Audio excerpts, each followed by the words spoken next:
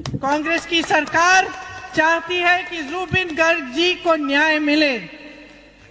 100 दिन के अंदर अंदर हमारी सरकार जैसे बनेगी, हम 100 दिन के अंदर अंदर उनको न्याय दिलवाएंगे।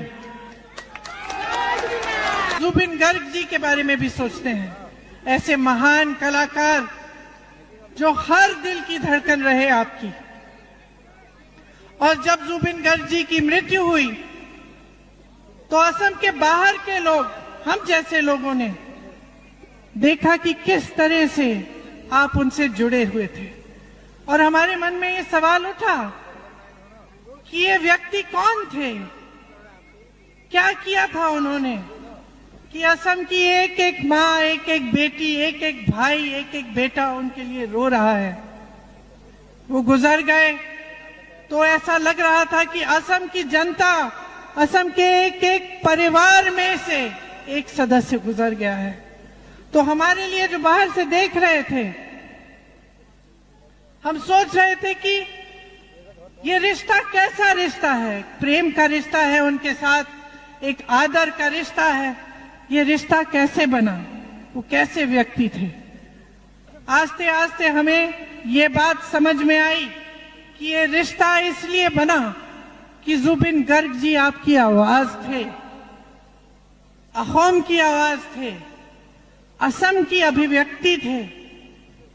इसीलिए जब वो इस दुनिया से चले गए तो यहां बैठे एक एक जने का दिल टूटा। असम में एक एक परिवार में दुख हुआ, एक एक परिवार ने शोक मनाया।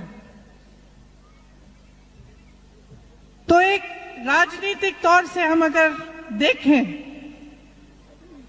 तो हमें सबसे पहली समझ ये होनी चाहिए, हम सब नेता हैं, हमें सबसे पहले ये समझ होनी चाहिए कि ये जो आपकी संस्कृति है, ये जो आपकी अभिव्यक्ति है, ये जो आपकी आवाज है, इसको जगह चाहिए, इसे और शक्ति देना चाहिए, इसे और मजबूत बनाना चाहिए। जिस तरह से जुबिन जी ने रास्ता दिखाया, उस रास्ते का राजनीतिकरण नहीं होना चाहिए, उस रास्ते की सुनवाई होनी चाहिए। हमें देखना है, हमें समझना है कि उस रास्ते पे चलने वाले जितने भी अहम की जनता है, उसके लिए हम कैसे एक बेहतर असम बना पाए।